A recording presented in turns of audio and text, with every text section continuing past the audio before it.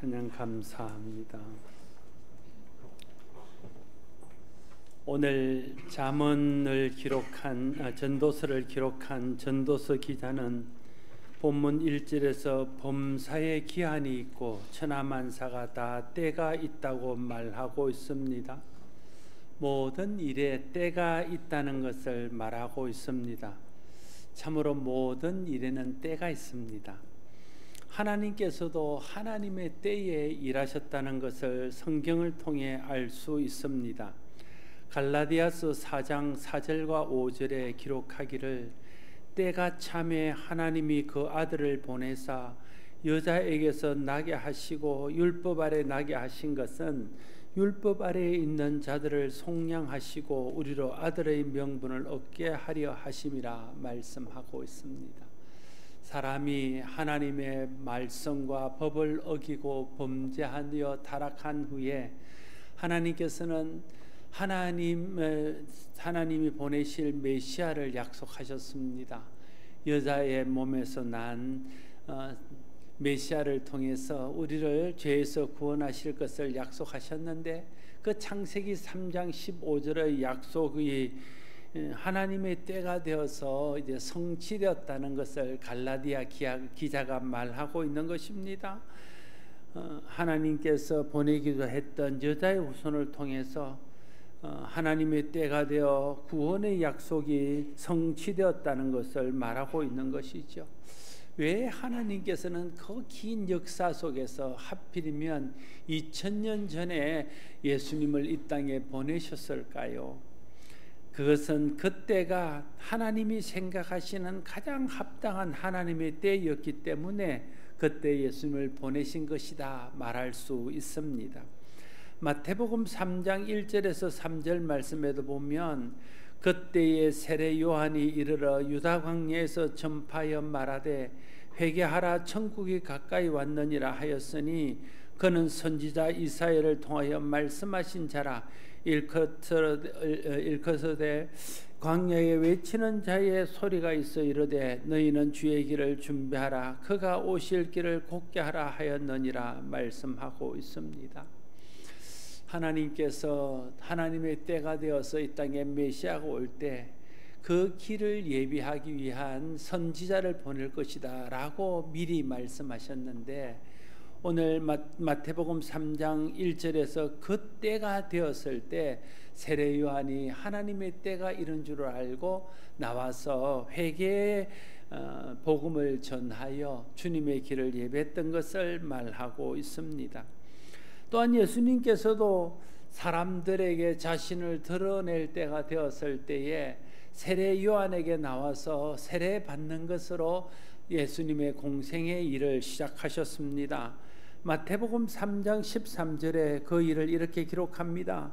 이때에 예수께서 갈릴리로부터 요단강에 이르러 요한에게 세례를 받으려 하시니 말하고 있습니다. 예수님께서 세례를 받을 때가 되셔서 그때에 세례를 받았다라고 말하고 있는 것입니다. 세례 요한이 헤롯에게 잡혀 옥에 갇히게 되자 예수님께서 드디어 예수님이 하나님의 아들로서의 공생애를 시작할 때가 된 것을 아시고 공생애를 본격적으로 시작하셨습니다. 마태복음 4장 17절에 이때부터 예수께서 비로소 전파하여 이르시되 회개하라 천국이 가까이 왔느니라 하시더라 말씀하시고 있습니다. 또한 예수님께서 공생애 3년 동안 제자들을 가르치시고 가난한 자들에게 천국의 복음을 전하시고 병든 자 또 소외된 자들을 치료하시고 회복시키시는 일을 하시다가 하나님께서 원하시는 십자가를 지실 때가 되었을 때에 그 십자가의 길을 가시기 위해서 제자들에게 때가 되었음을 알리셨습니다. 마태복음 16장 21절에 보면 이때로부터 예수 그리스도께서 자기가 예루살렘에 올라가 장로들과 대제사장들과 서기관들에게 많은 고난을 받고 죽임을 당하고 제3일에 살아나야 할 것을 제자들에게 비로소 나타내시니 이렇게 말하고 있습니다. 그러니까 하나님께서 일하실 때도 하나님이 아무 때나 일하신 것이 아니라 하나님의 때가 되었을 때 그때에 맞춰 하나님이 일하셨고, 예수님께서 이 땅에 오셔서 예수님의 하나님의 아들 메시아로서의 사역을 하실 때도 하나님의 때가 되었을 때 그때에 비로소 모든 일들을 했다는 것을 보여주고 있습니다. 그래서 갈라디아서나 마태복음에 나오는 모든 말씀의 시작은 그때에 때가 되었음에 때가 참에 이렇게 시작하고 있는 것입니다. 하나님이 하나님의 때에 일하셨고 예수님도 예수님의 때에 일했다면 우리도 하나님께서 우리에게 원하시는 하나님의 때에 우리가 일해야 됩니다. 우리가 하나님이 원하시는 하나님의 때가 있고 그 때에 하나님이 우리가 일하기를 원하신다면 우리는 그 하나님의 때를 잘 분별할 줄 알아야 됩니다. 하나님의 때를 분별해서 하나님의 때에 맞게 행해야 하나님의 일이 온전해지고 또 우리를 통해서 이루고자 하는 하나님 뜻이 이루어지며 우리도 그 안에서 받아야 될 은혜와 복을 받을 수 있는 것입니다. 여러분, 때를 잘 분별해서 때에 합당하게 행하는 것이 지혜입니다. 때를 잘 분별해서 때에 합당한 말을 하고 때에 합당한 행동을 하고 때에 합당한 순종을 하고 때에 합당한 헌신을 하는 사람이 바로 믿음의 사람입니다. 우리가 때를 분별하지 못하면 예수님의 때에 하나님께서 하시는 일을 깨닫지 못해서 하나님 뜻을 거스를 수밖에 없습니다. 하나님의 때에 합당하게 쓰임받지 못하거나 그때에 누려야 될 은혜와 복을 누릴 수 없게 됩니다. 예수님 당시 때 유대인들은 하나님의 때가 차서 하나님께서 보내신 예수 그리스도를 그들이 알아보지 못했습니다. 어둠 속에 빛을 비추기 위해서 오셨던 예수님, 하나님의 때가 되어서 모든 사람을 죄와 죄의 저주에서 구원하시기 위해서 그 메시아를 알아보지 못했기 때문에 그들은 예수님을 배척했고 예수님을 대적했습니다. 그 결과 그들은 예수님을 십자가에 못 박았고 그들은 예수님을 통해 베푸시는 구원의 은혜를 누릴 수 없었던 것을 알 수 있습니다.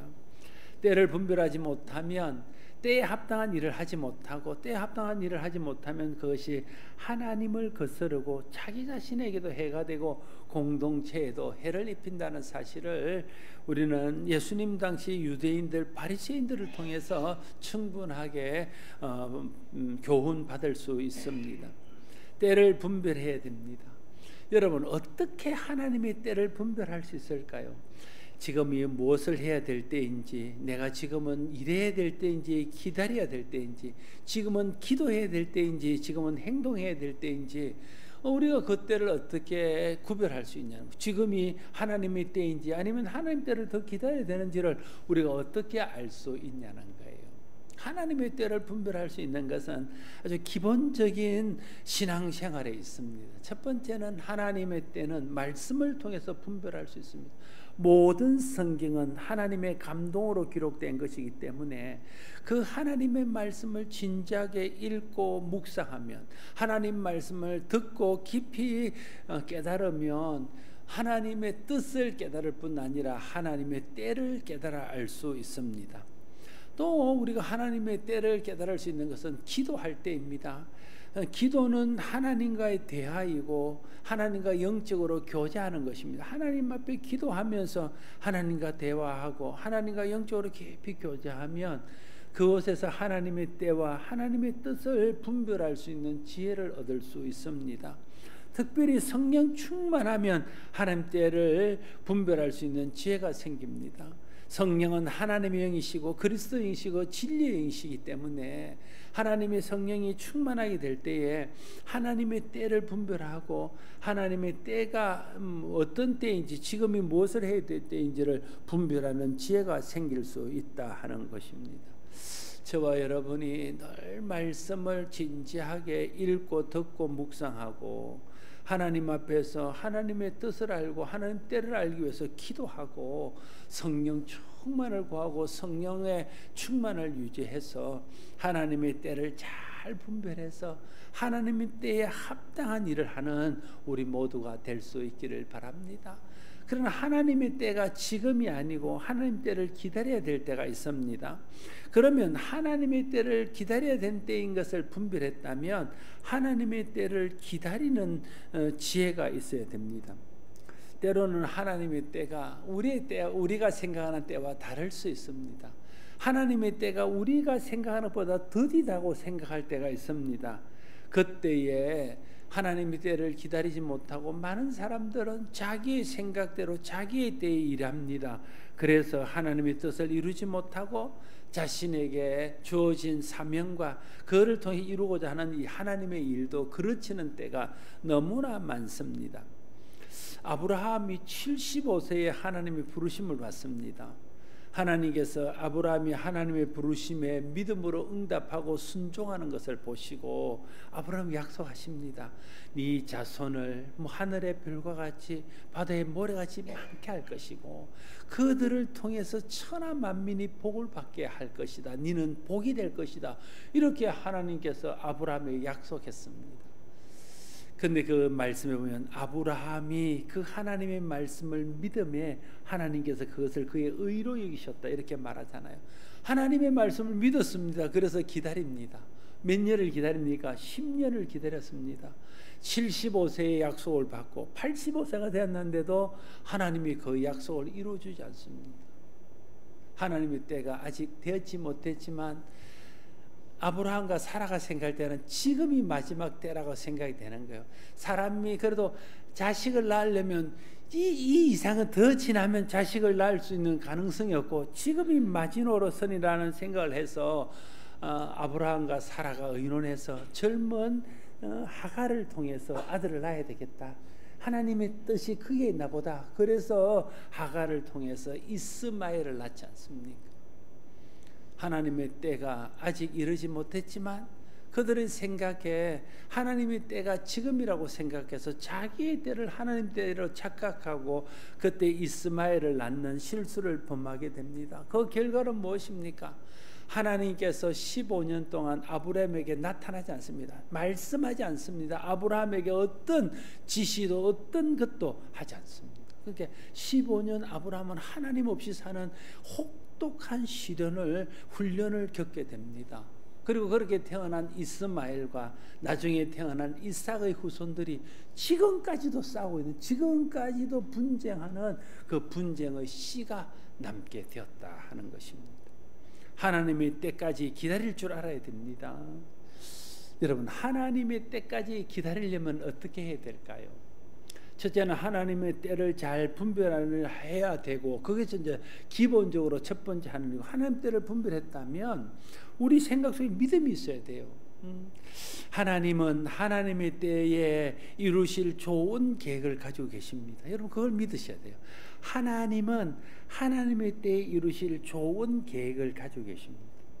여러분, 저를 향해서, 여러분을 향해서, 또 우리의 가정을 향해서, 또 우리의 교회를 향해서, 우리 민족을 향해서, 또 열방을 향해서 하나님이 하나님의 때에 이룰 좋은 계획들을 가지고 계십니다. 하나님은 우리를 위한 좋은 계획을 가지고 계시고, 그 계획은 가장 합당한 하나님의 때에 이루어 주실 것이라는 것을 믿는 믿음이 있어야 우리가 하나님의 때를 믿음으로 기다릴 수 있습니다. 하나님을 믿고 하나님 때까지 기다릴 수 있는 믿음이 우리 가운데 있어야 됩니다. 믿음이란 무엇입니까? 믿음은 하나님의 선하신 뜻이 있고 하나님의 선하신 때가 있어서 그 때가 되면 하나님의 선하신 뜻이 이루어질 것을 믿는 것이 믿음입니다. 믿음의 사람은 누구입니까? 하나님의 선하신 뜻이 있고 하나님이 정하신 때가 있어서 하나님의 선하신 때가 되면 하나님의 선하신 뜻이 이루어질 것이라는 것을 믿고 기다릴 줄 아는 사람이 믿음의 사람입니다. 그래서 믿음은 기다리는 것이라 할 수 있습니다. 믿음의 사람은 믿음으로 하나님을 소망하며 포기하지 않고 기다리는 사람이 믿음이 있는 사람이고 믿음의 사람이라 말할 수 있습니다. 아브라함이 실패한 후에 그것이 잘못된 자기의 때에 일한 것인 것을 깨닫고 다시 15년 동안 하나님의 때를 기다립니다. 그랬더니 하나님이 백세에 정말 하나님이 약속했던 이삭을 주셔서 하나님이 약속하신 모든 약속이 이루어지게 했습니다. 하나님께서 이삭에게 복을 주셨습니다. 하나님에게 이삭이 복을 받을 것이라 약속하셨습니다.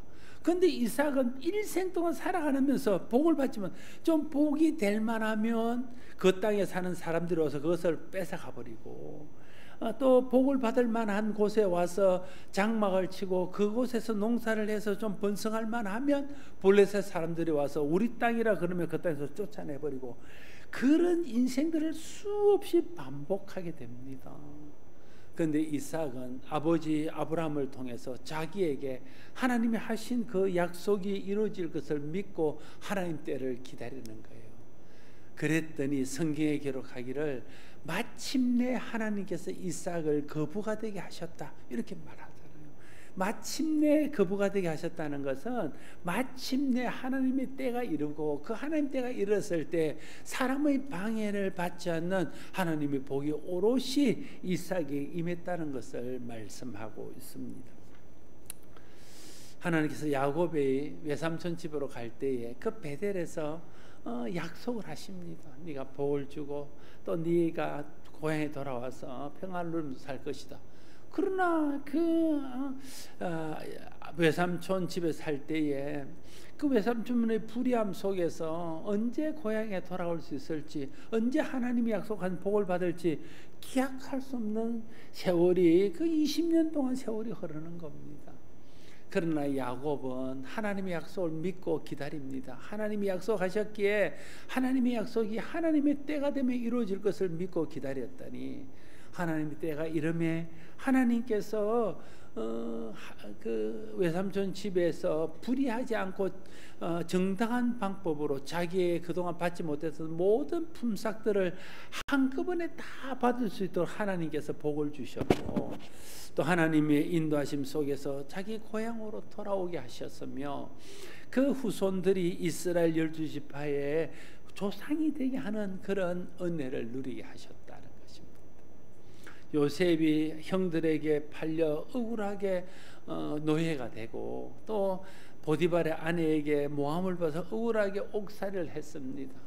그러나 그는 그 속에서 하나님의 때를 기다리며 믿음으로 살았더니, 하나님의 때가 되었을 때 하나님께서 그 모든 억울함을 풀어주셨을 뿐 아니라 그를 애굽의 총리가 되게 하셔서 자기 가정과 또 애굽과 근동 지방을 기근에서 구원하는 그런 놀라운 일들을 이루시는 것들을 경험했습니다. 예수님의 제자들이 예수님께서 십자가를 지고 부활하셨다가 성천하신 후에 그들에게 말씀하시기를, 너희가 예루살렘을 떠나지 말고 기다리면 하나님께서 약속하신 것을 너희가 받을 것이다 말씀하셨습니다. 그게 뭔지는 모르지만 예수님께서 예루살렘을 떠나지 말라고 하니까 자기들을 해하고자 하는 원수들이 위험이 도사리고 있는 예루살렘을 떠나지 않고 하나님의 때를 기다리며 기도하고 있었더니, 하나님의 때가 이름에 그들 모두가 성령 충만을 받는 은혜를 경험하게 되었습니다. 바울도 부활하신 예수님을 만난 후에 섣불리 자기 때에 자기 생각으로 자기 속에 온 대로 일하지 않고 하나님의 때를 기다리며 10수년 동안 자기 고향과 아라비아 반도에서 그가 하나님의 때를 기다리고 있었더니, 드디어 하나님의 때가 이름에 하나님께서 그를 부르셔서 이방의 사도로 사용하심으로, 우리가 기억하는 그 위대한 이방의 사도, 많은 성경을 남겨서 우리에게 하나님께 복음을 깨닫게 하는 그 놀라운 역사를 이루는 사도가 될 수 있었던 것입니다. 여러분, 하나님의 때가 있습니다.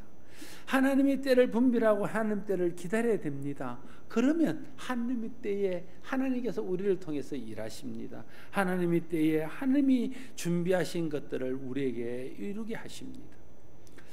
오늘 본문에 보면 때가 있음을 쭉 이야기합니다. 1절에서 8절까지의 말씀은 다 동일한 주제의 말씀을 여러 각도로 썼습니다. 그래서 제가 4절 한 절만 가지고 좀 말씀을 하려면 4절에 이렇게 기록합니다.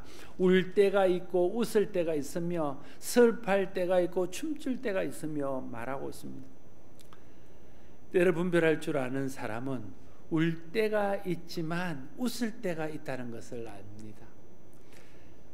지혜로운 사람은 슬퍼할 때가 있지만 춤출 때가 있다는 것을 압니다. 그래서 울 때에도 웃을 때가 있다는 것을 알고 절망하지 않습니다. 슬퍼할 때도 춤출 때가 온다는 것을 믿고 인내합니다. 다르게 말하면 소망을 가지고 어려운 때를 인내하며 기다리게 됩니다. 그게 믿음의 사람입니다. 한때로 전체의 때를 판단하면 안 됩니다. 지금의 때가 다인 것처럼 생각하면 안 됩니다. 울 때가 있지만 웃을 때가 있습니다. 슬퍼할 때가 있지만 춤출 때도 옵니다. 지금 어렵다고 내 인생 전체가 어려울 것이라는 생각을 하지 마십시오. 지금 좀 안 풀린다고 해서 내 인생이 계속 안 풀릴 것이라고 속단하지 마십시오. 하나님의 때가 있고 하나님의 때가 되면 울 때도 있지만 웃을 때도 있고 슬퍼할 때도 있지만 춤출 때도 있게 하신다는 것을 우리가 믿고 그 하나님의 때를 기다려야 합니다. 하나님의 때를 기다리며 믿음으로 기도하면 하나님께서 하나님의 때에 우리의 모든 형편들을 하나님의 은혜로 하나님의 복으로 채우시는 때가 올 것입니다. 그런데 우리가 말은 쉽지만 하나님의 때를 기다리는 것이 쉽지 않잖아요. 계속 울 때가 길어질 때 정말 이 울 때가 끝날지 웃을 때가는 올지 그게 우리가 마음에 확신이 든다는 거예요. 슬플 때 고난의 때가 계속되면 정말 춤출 때가 올지 기대가 되지 않고 믿어지지 않아서 우리가 낙심하게 된다는 거예요. 그때 하나님께서는 하나님의 때를 기다릴 수 있도록 우리를 돕습니다. 어떻게 도우시냐면 때를 따라 돕는 은혜로 도우신다는 거예요. 히브리서 4장 16절에 보면 그러므로 우리는 긍휼하심을 받고 때를 따라 돕는 은혜를 얻기 위하여 은혜의 보좌 앞에 담대히 나갈 것이니라 말하고 있습니다. 여러분, 우리에게는요 때를 따라 돕는 은혜가 꼭 필요합니다. 울 때에 그 고통을 견디기 위한 은혜가 필요하고요, 웃을 때에 마음이 높아지지도 않도록 하는 은혜가 필요합니다. 슬퍼할 때 슬픔을 이길 은혜가 필요하고, 춤출 때 마음을 다스릴 수 있는, 마음을 가다듬을 수 있는, 지킬 수 있는 그런 은혜가 필요합니다. 모든 때에 그때에 맞는 하나님의 은혜가 때를 따라 돕는 은혜입니다. 여러분 기억하십니까? 여러분 생각해 보십시오. 여러분 되돌아 보십시오.